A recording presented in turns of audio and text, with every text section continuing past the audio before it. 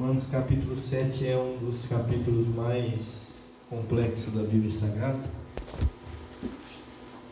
que vai falar sobre a luta contra o pecado. E Paulo começa com uma ilustração difícil, e quando a gente lê e relê e lê algum comentário e busca e é interessante que você vê que o texto é complexo quando você tem várias opiniões no mesmo versículo, no mesmo capítulo, e ninguém concorda em quase nada. Então vamos ler e tentar extrair alguma coisa para nós desse capítulo, pelo menos do princípio dele. Diz assim: meus irmãos, falo a vocês como a pessoas que conhecem a lei. Acaso vocês não sabem que a lei tem autoridade sobre alguém apenas enquanto ele vive? Por exemplo, pela lei, a mulher casada está ligada a seu marido enquanto ele estiver vivo. Mas se o marido morrer, ela está livre da lei do casamento. Por isso, se ela se casar com outro homem enquanto seu marido ainda estiver vivo, será considerada adúltera. Mas se o marido morrer, ela estará livre daquela lei, e mesmo que venha a se casar com outro, não será adúltera. Assim, meus irmãos, vocês também morreram para a lei, por meio do corpo de Cristo, para pertencerem a outro, aquele que ressuscitou dos mortos, a fim de que venhamos a dar fruto para Deus. Pois quando éramos controlados pela carne, as paixões pecaminosas despertadas pela lei atuavam em nosso corpo, de forma que dávamos fruto para a morte. Mas agora, morrendo para aquilo que antes nos prendia, fomos libertados da lei, para que sirvamos conforme o novo modo do Espírito, e não segundo a velha forma da lei escrita. Obrigado, Jesus. Obrigado pelo privilégio que é estar aqui na tua casa e podermos ler a tua palavra, meditar na tua palavra, Senhor meu Deus, extrair da tua palavra, receber de ti a tua palavra, Senhor, e que possamos entender essa palavra e obedecer ela, Senhor meu Deus. Ajuda-nos, Senhor, na nossa fraqueza, ajuda, Senhor, na nossa falta de entendimento, ajuda-nos, dê clareza nesta noite para aprendermos mais de ti, aprendermos da tua palavra. Em nome de Jesus eu oro, Senhor, e te agradeço. Amém. Amém. Irmãos, Paulo começa falando que nosso tempo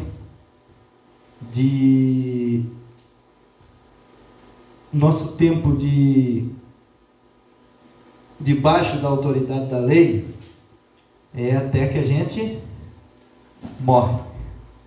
Então, nós estamos debaixo da autoridade da lei até a morte, até morrer, porque um morto já a lei não tem mais autoridade sobre ele. Um morto, uma pessoa viva que deve, quando morre, a dívida, se ninguém dos vivos pagar, já era, não é verdade? Se uma pessoa foi condenado à prisão e ele morre, já não tem por que ficar preso, não é verdade? Ele está livre, porque ele está morto, e ele vai para outra prisão, que é a sepultura, mas ele está livre da lei, a lei já não tem mais poder sobre ele. E Paulo vai trazer uma ilustração aqui, que é sobre o casamento. Vai falar sobre a lei do casamento, em que a pessoa está ligada ao marido até o marido morrer, e ao contrário também, né? O marido está ligado à mulher até a mulher morrer. A mulher morreu, ele pode casar de novo. Mas é interessante e complexo esse raciocínio de Paulo, porque ele vai falar assim que a lei ela tem autoridade enquanto a gente vive. Mas ele vai falar do marido, enquanto ele estiver vivo, a mulher não está livre dele, mas se ele morre, ela está livre. E se ela casar com outro enquanto ele está vivo, ela peca. Mas se ele morre, ela pode casar de novo. Então ele está falando de casamento, morte e novo casamento. Para ilustrar o quê? O nosso relacionamento com a lei. Mas é interessante e complexo ao mesmo tempo que a gente vê o que Paulo está dizendo. E no versículo 4 ele vai falar assim: assim também, meus irmãos, vocês morreram para a lei por meio do corpo de Cristo. Mas aqui nesse texto, quando Paulo está falando assim, a lei é o marido. E nós, os crentes, somos a esposa. E nós esperávamos que a lei morresse. Para quê? Que a lei é o marido. E o marido é bom.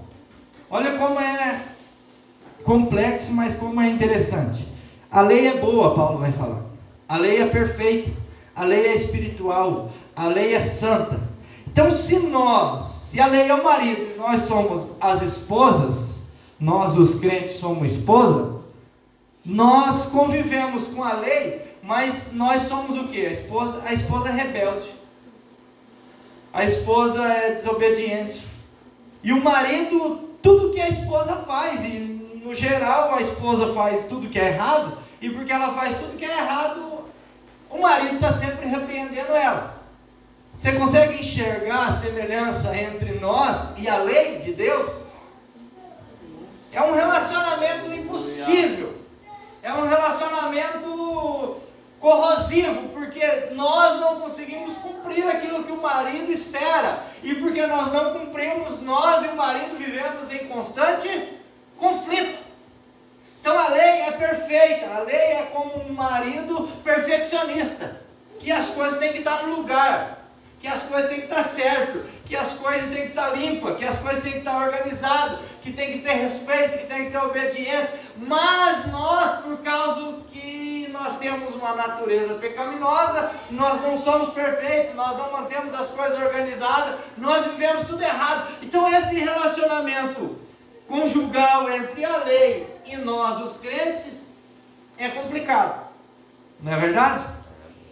Mas daí a gente espera que a lei morra, mas a lei não morre. E nós estamos debaixo da lei até que nós estivermos vivos. E Paulo vai falar no capítulo 6 que nós, em Cristo, nós precisamos estar mortos para o pecado. Então, se nós morremos, aí não é a lei que morre, mas é nós que morremos e temos liberdade para casar de novo. Olha que interessante, é nós que morremos, mas é nós que vamos casar de novo. A lei não casa com mais ninguém, mas é nós que casamos com Cristo. Glória a Deus. Porque Jesus, Paulo vai dizer assim, meus irmãos, vocês também morreram para a lei. É nós que morremos para a lei, não é a lei que morre. Por meio do corpo de Cristo, para pertencerem a outro casamento. Agora nós não estamos mais debaixo da autoridade da lei, mas debaixo da autoridade de Cristo. E esse relacionamento agora já não é mais baseado em alguém perfeccionista, mas alguém que se tornou perfeito e agiu em perfeição para que nós pudéssemos viver com Ele. Então, com Cristo, agora nós pertencemos a Ele, aquele que ressuscitou dos mortos, a fim de que venham a dar fruto para Deus. Então Paulo nesse capítulo 6 e no capítulo 7, ele vai estar sempre falando de dar fruto, fruto de justiça, atitude, de um movimento nosso, de uma ação nossa, de uma atitude nossa, que no capítulo 1, 2 e 3, Paulo vai falar da depravação da humanidade, do ímpio, do povo de Israel, vai falar da depravação do moralista, e daí ele vai falar assim da justificação. E quando a gente pensa na lei, existem 3 tipos de pessoas que lidam com a lei. A primeira das pessoas, tipo de pessoa que lida com a lei, é o legalista. O legalista é alguém que tentou cumprir a lei, mas não conseguiu cumprir a lei. E porque ele não conseguiu cumprir a lei, ele começa a cumprir a lei aparente. Então ele começa a viver de aparência. E porque ele vive de aparência, ele quer exigir do outro que cumpra a lei. Então não é a lei em si que está exigindo, mas é o legalista que exige do outro e apurrinha a vida do outro, ele judia da vida do outro, ele julga o outro, aponta o dedo para o outro. E quando a gente pensa no legalista, a gente já lembra logo dos fariseus, pessoas que a lei cerimonial, a lei externa, eles cumpriam muito bem. Quando a gente pensa nisso, a gente pensa em guardar o sábado, a gente pensa, eu não como tal coisa, eu jejuo, eu entrego o meu dízimo, e ele vai vivendo essa lei que demonstra, que é a lei de aparência. Mas Jesus, quando olha para esse tipo de legalista, ele vai falar assim: vocês são sepulcros caiados, que são bonitos por fora, mas por dentro só tem morte. Não existe nada de bom aí dentro. Então, o legalista é um dos tipos de pessoa. Outro tipo de pessoa que lida com a lei é aquele que é o libertino. O que é o libertino? É alguém que acha que a lei já não serve mais, nada da lei aproveita, então eu vou viver minha vida do jeito que eu quero. É aquela pessoa que fala assim: a graça de Deus é de graça e pronto, acabou e está resolvido, e vou viver minha vida do meu jeito, porque a lei já não tem mais autoridade nem poder sobre mim, então a lei para mim não serve para nada. Então eu vou pecar, vou fazer o que eu quiser. É aquele que fala assim: eu não preciso de igreja, eu não preciso de autoridade espiritual, eu não preciso orar, eu não preciso de comunhão, porque Jesus é quem fez o sacrifício, então eu não preciso mais de nada disso. Então eu vou viver a minha vida do jeito que eu quiser. É o libertino.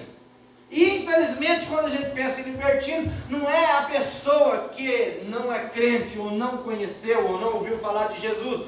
Nós estamos afetados pela libertinagem dentro da casa de Deus, das pessoas crentes. Crentes no sentido de dizer: eu creio em Jesus. Mas é uma crença, como eu disse domingo, que às vezes o evangelho mal pregado é pior do que evangelho nenhum.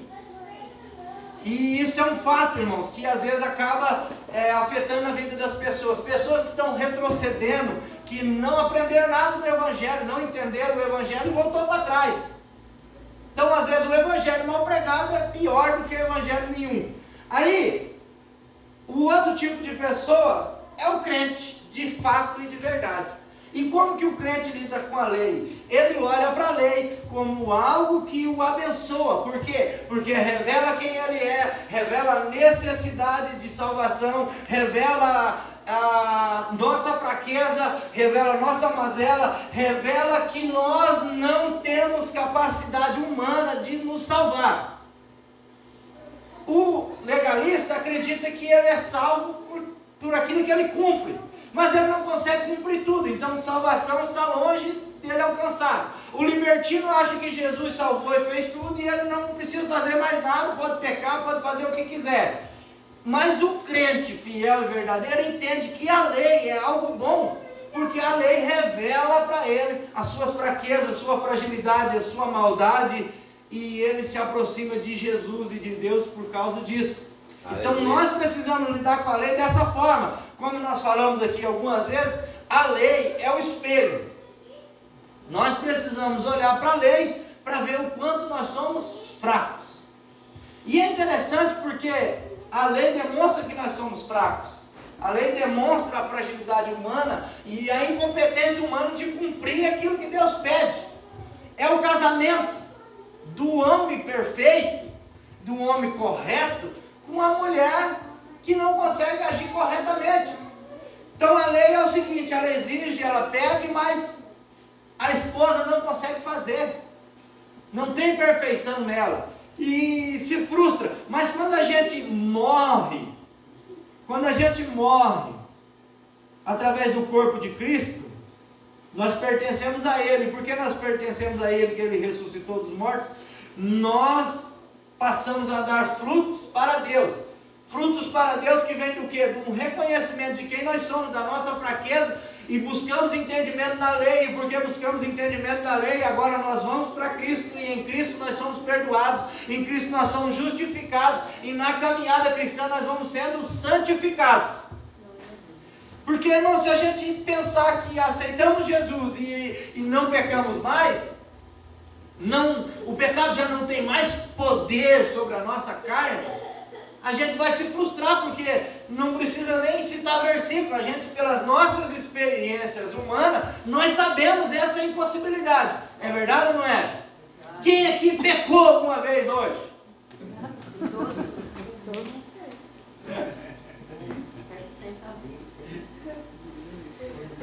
A gente peca. Quando vê, já pecou.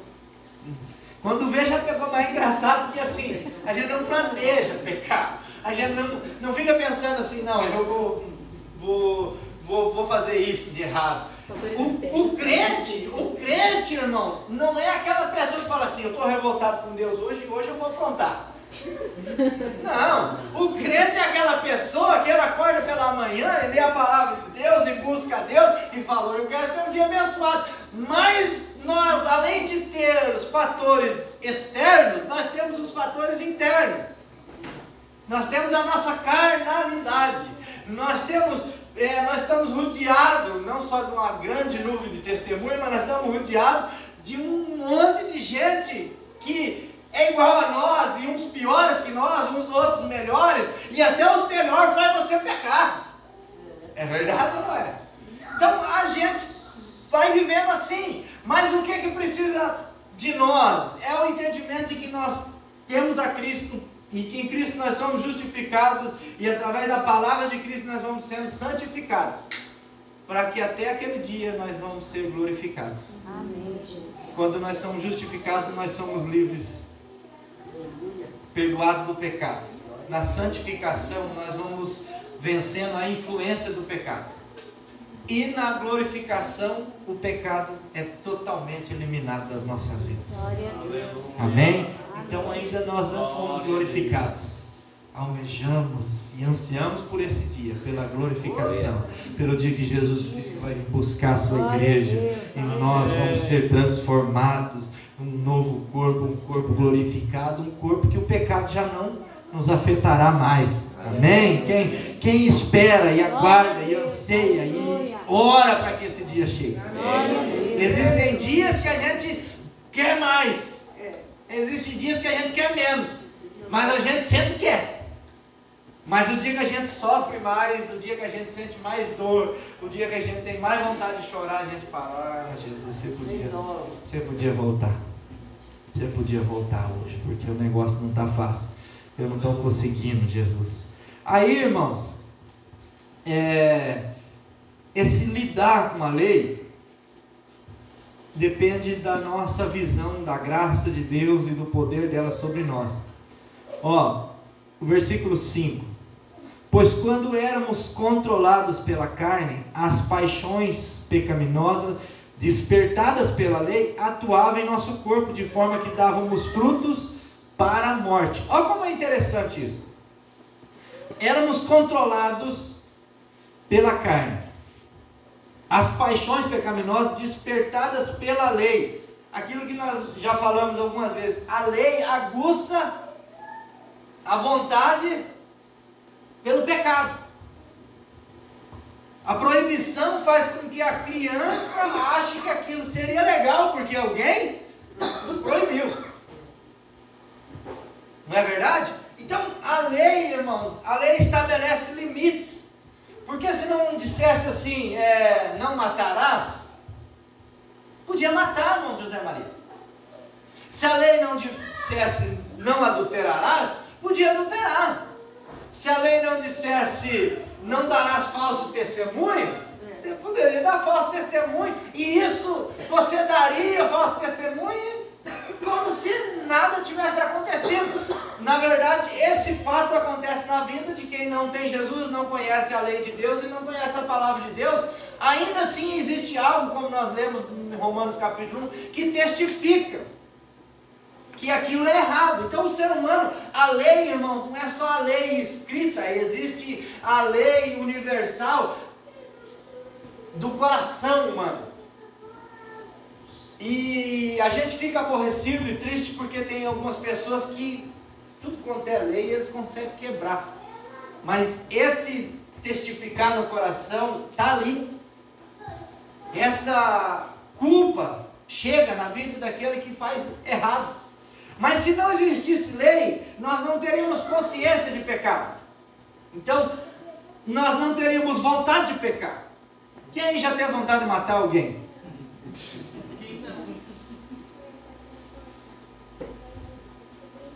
Tem dia que a gente sonha matando alguém. Tem dia que a gente quer usar o nosso réu primário, né? Irmão, é complexo isso aí, melhor você não matar ninguém. Mas é interessante que o que Paulo vai dizer aqui, ó, a lei desperta essa paixão, a lei desperta essa vontade por pecar, porque não pode matar, a pessoa te maltrata, fala alguma coisa contra você, você fala, eu podia matar ele, nunca mais ele ia maltratar ninguém. Nós temos um presidente que a gente vê ele falando, irmãos, eu garanto que, olha, 50% da população tem vontade de usar o seu réu primário. Não é verdade? A gente tem esse desejo, às vezes. Mas é proibido. Então, a lei desperta isso. Despertado pela lei que atuava em nosso corpo, o que é? As paixões pecaminosas. De forma que dávamos fruto para a morte. Olha como é interessante, o pecado gera morte. Nós lemos no capítulo 6, no versículo 23, porque o salário do pecado é a morte. Então, pecar gera morte. Então, como eu disse, o crente não vai lá pecar e falar assim, não, eu estou revoltado com Deus hoje e vou pecar e vou fazer tudo que é errado. Não!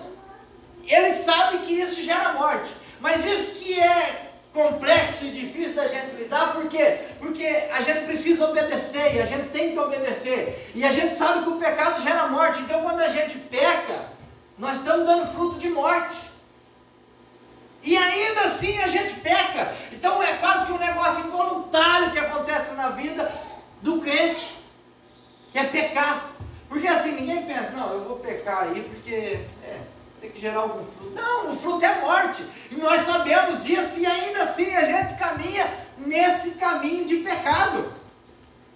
É difícil, não é? Por isso que Jesus falou que o caminho é estreito. Aleluia. O caminho é estreito. Não é fácil. Jesus facilitou quando ele morreu na cruz do Calvário. Ele abriu o caminho. Aí no versículo 6 diz assim, mas agora morrendo para aquilo que antes nos prendia, fomos libertados da lei, para que sirvamos conforme o novo modo do Espírito, e não segundo a velha forma da lei escrita. Então nós morremos para aquilo que antes nos prendia. O que nos prendia? O pecado. A lei não perdeu autoridade sobre nós, a lei ainda é autoridade sobre nós, mas nós morremos. O pecado nos prendia, mas nós fomos libertados da lei. O pecado prendia, nós fomos libertados da lei. Olha como é interessante. É o pecado que me prendia, mas eu fui libertado da lei. Por quê? Porque o versículo anterior explica, porque a lei despertava as paixões pecaminosas. Então agora eu não vivo debaixo da lei, eu vivo debaixo da graça. Mas a lei ainda é o que? Modelo, padrão de ética, prática, moral na minha vida. Porque sem lei, irmãos, nós vamos ser libertinos. E não é esse o chamado de Jesus para nós. Mas olha que interessante, fomos libertados da lei para que sirvamos conforme o novo modo do Espírito. E não segundo a velha forma da lei. A lei continua, ela é uma velha forma. Agora existe uma nova forma. Porque é interessante que quando Jesus vem, ele diz assim, eu não vim para abolir a lei. Eu vim para cumprir. Não sei para vocês, mas parece que tem hora que dá um nó na cabeça, não dá? Esse texto aqui, esse contexto, aquilo que Jesus vem e fala, eu não vim para abolir a lei, eu vim para cumprir a lei, ele cumpre a lei, e daí ele fala assim, não, a lei não pode ser quebrada um tio, aí ele fala, não, aí lascou, como é que faz agora? Aí vai falar assim, não, agora vocês estão livres da velha forma da lei escrita, mas a velha forma da lei escrita é os 10 mandamentos, é aquilo que Moisés recebeu revelação de Deus para poder escrever e deixar registrado para nós. E aí vem Jesus, irmãos, e no Sermão do Monte ele vai falar que a lei diz, não cobiçarás. Mas se alguém olhar para uma mulher, aí Jesus parece que elevou o nível da lei. Se estava difícil antes, agora parece que ficou mais difícil ainda. Não é verdade? Mas a lei, irmãos, é boa. É boa. A lei é perfeita? É perfeita. Mas então o que está errado? É nós, que somos ruins e somos imperfeitos. Por isso que precisamos da graça de Deus. Aleluia. Se você pegar um manual aí e fazer um monte de regras para a igreja seguir, segundo a aparência, a gente até consegue seguir. É difícil, mas ainda vai ter algumas pessoas que vai seguir. Não é verdade? Porque você vê algumas pessoas, aparentemente falando, seguindo algumas regras. Você pega, por exemplo, o Islã. Eles têm que orar 3 vezes por dia, e isso é regra e tem que fazer. E eles fazem, irmãos. Eles praticam isso. Eles mudam lei de países para que eles possam cumprir a lei de Alá. O pastor Diego trabalhou com gente assim, e eles vêm ali acompanhar o quê? A morte dos frangos que eles vão comprar e vão comer lá no país deles. E se não fizer do jeito que eles querem, não compra. Então assim, a lei cerimonial, a lei de aparência, é possível cumprir. Existe uma possibilidade. Ah, você tem que guardar tal dia da semana. Vamos guardar esse tal dia. Se puder guardar os 7, melhor ainda. Guardar comida do céu, né? Não precisar, né, irmão Zé Maria? Vamos guardar os 7. Os 7 dias é santo. Vamos guardar os 7 dias. Deus manda maná aí, né? Aí, irmãos, o que Paulo vai entrar agora no assunto é assim, ó. Versículo 7. Que diremos então? A lei é pecado? De maneira nenhuma. De fato, eu não saberia, nós já falamos sobre isso, eu não saberia que é pecado a não ser por meio da lei. Pois na realidade, eu não saberia o que é cobiça se a lei não dissesse, não cobiçarás. Aqui que entra o fato de que os 9 primeiros mandamentos amarás o Senhor teu Deus, não adulterarás, não dirás falso testemunho, guarda o dia de sábado. Qual outro que vem? Não matarás, não roubarás. Aí quando chega nesse daqui, irmãos, porque assim, ó, uma pessoa moralista, ela vai falar, eu não mato. Ela vai falar, eu não roubo. Ela vai falar, eu não prostituo, né? Quando você ia pregar para alguém uma vez, falar, você precisa de Jesus. Fala, não, eu não mato, eu não roubo, eu não prostituo, então. Não, o céu é teu, pode ir, né? Mas só que esquece dessa palavrinha. E essa palavrinha fez com que Martim Lutero começasse a entender e buscar a graça de Deus e a misericórdia de Deus nesse versículo, nesse mandamento que diz, não cobiçarás. Eu não saberia o que é cobiça se a palavra não dissesse não cobiçarás. Porque não matar, a gente consegue viver sem matar. Mas a gente cobiça matar alguém. Não é verdade? Já cobiçou? Já. Não cobiçarás. A gente fala, eu estou feliz com a minha vida, estou feliz com a minha esposa, mas daí passa lá um aviãozão lá, o homem cobiça. O contrário também é verdade. Acaba cobiçando. Então, o cobiçar é um negócio interno. E quando diz não cobiçarás, não é um negócio que todo mundo sabe, mas é um negócio que só Deus vê e sabe. Então é aí que Paulo se surpreende e fala, não, se a lei não dissesse não cobiçarás, eu não saberia o que era cobiça. Mas o pecado, aproveitando a oportunidade dada pelo mandamento, produziu em mim todo tipo de desejo cobiçoso. Olha como é interessante, irmãos. O pecado é que me enganou. Me enganou como? Por causa da palavra não cobiçarás. E por que ele me enganou? Porque ele está em mim. E ele produziu em mim todo tipo de desejo cobiçoso. E a cobiça é um pecado, irmãos. E assim, você cobiçar coisa boa, tem coisa que você cobiça que não é pecado, mas porque você cobiça, e essa cobiça vira em você um desejo, e esse desejo toma o seu tempo, toma a sua vida, toma o seu relacionamento com Deus, se transforma em idolatria.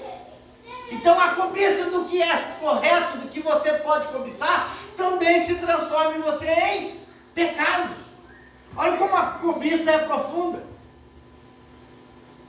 Quem aqui não cobiça estar melhor de situação?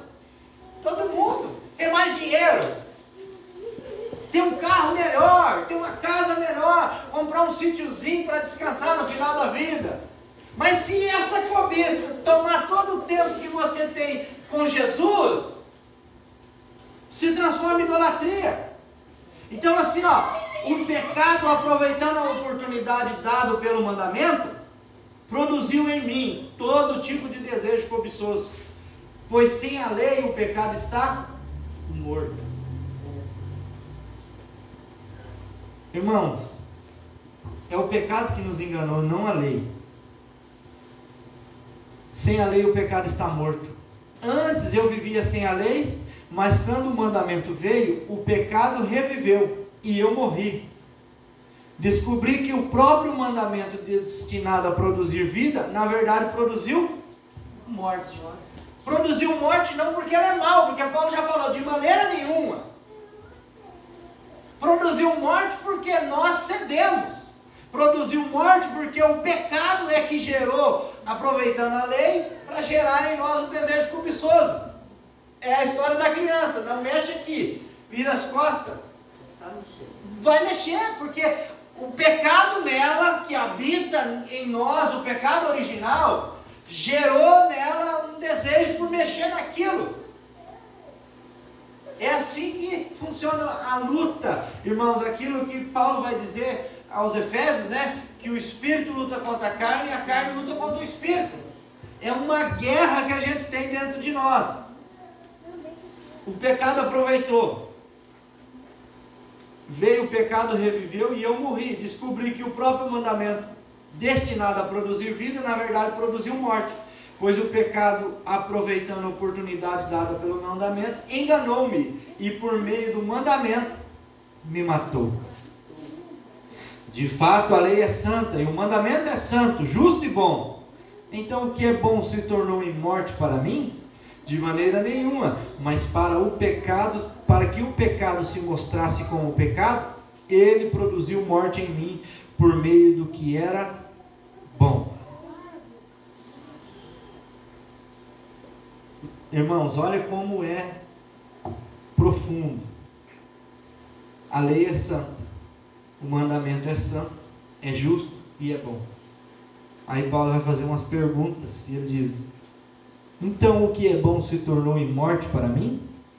De maneira nenhuma, mas para que o pecado se mostrasse como pecado, ele produziu morte em mim, por meio do que era bom. Olha como que o pecado é terrível, que aquilo que é bom, ele transforma em morte. Exemplo, sexo é bom? É bom.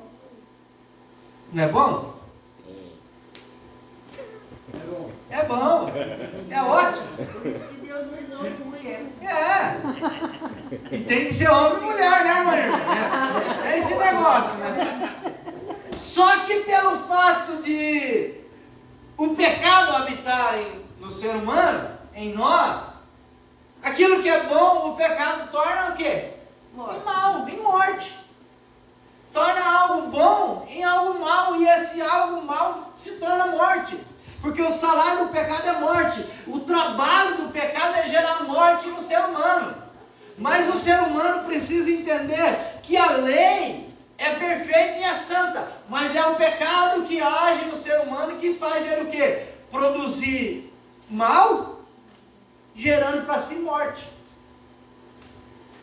Mas Jesus disse: eu vim para que vocês tenham vida, e vida em abundância. Glória a Deus. Glória a Deus. Glória a Deus. De maneira nenhuma, mas para que o pecado se mostrasse como pecado, ele produziu morte em mim por meio do que era bom. Tem um monte de coisa que é boa. Você ter dinheiro é bom. Você ter saúde é bom. Não é verdade? Só que você ter muita saúde, e daí você querer praticar muitas coisas, peca. Por quê? Porque a cobiça daquilo que é bom se torna idolatria se tirar o lugar de Deus. Então ter saúde é bom, é maravilhoso. Ter dinheiro é bom? É bom. Mas se eu amar mais o dinheiro do que amar Jesus, já se torna pecado. Então vai indo, e tudo acaba em morte. Por quê? Porque o pecado gera isso. Agora sabemos que a lei, produziu morte em mim por meio do que era bom, de modo que por meio do mandamento ele se mostrasse extremamente pecaminoso.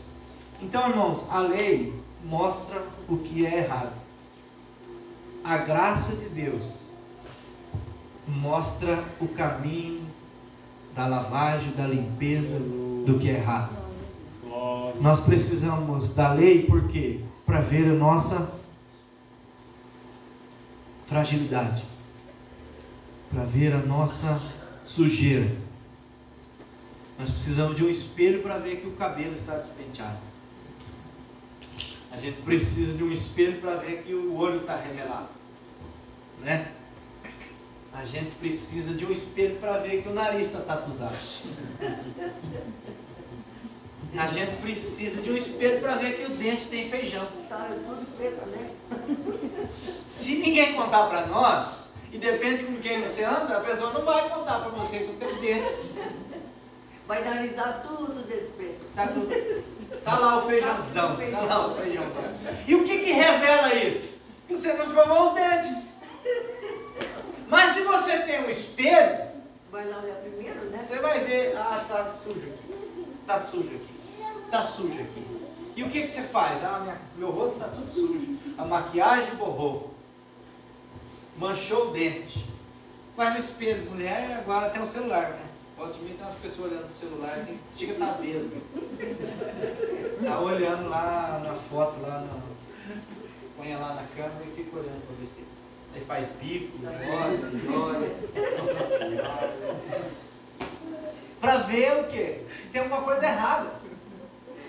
E quando a gente olha para o espelho da vida, irmãos, com essa cara que nós temos, a gente vê que está tudo errado. Meu Deus. Quando a gente olha para a lei, a gente fala, misericórdia, como eu estou com a cara suja. Como os dentes estão cheios de feijão. Como minha boca é torta. Como o meu nariz está sujo. Como o meu olho está sujo. E o que eu faço agora? Eu vou para a graça de Deus. É a bacia que vai lavar meu rosto. Glória a Deus, aleluia. Nós vamos para a graça de Deus. E a graça de Deus é que nos transforma e nos liberta da lei, do pecado e da morte. Glória a Deus. Coloque-se de pé. A lei é santa. Mas a autoridade que está sobre nós não é a autoridade da lei. É a autoridade de Cristo, o nosso Senhor. Aquele que morreu na cruz do Calvário para nos salvar e nos transformar, nos santificar a cada dia através da sua palavra. Obrigado, Jesus. Nós te adoramos. Te exaltamos, Senhor, porque Tu és o nosso Deus. Tu és um Deus fiel, Deus santo, Deus lindo. Tu és tudo para nós, Senhor. Obrigado pelo sacrifício tão lindo que o Senhor fez na cruz do Calvário por nós e nos atraiu a Tua presença, nos atraiu até a Ti, Senhor, meu Deus, e por isso estamos aqui, declaramos o nosso amor por Ti, declaramos a nossa gratidão por Ti, Senhor, e pedimos, ajuda-nos, Senhor, para que nós venhamos ser pessoas que vivem, Senhor, não pessoas que caminham para a morte, pessoas que desfrutam da Tua graça, Pai amado, e que buscam praticar a Tua lei, praticar as verdades que vêm de Ti. Pai, ajuda-nos, Senhor, fortalece-nos como Tua igreja, abençoe-nos como Teu povo, Pai, em nome de Jesus. É o que nós te pedimos e te agradecemos. Amém e amém.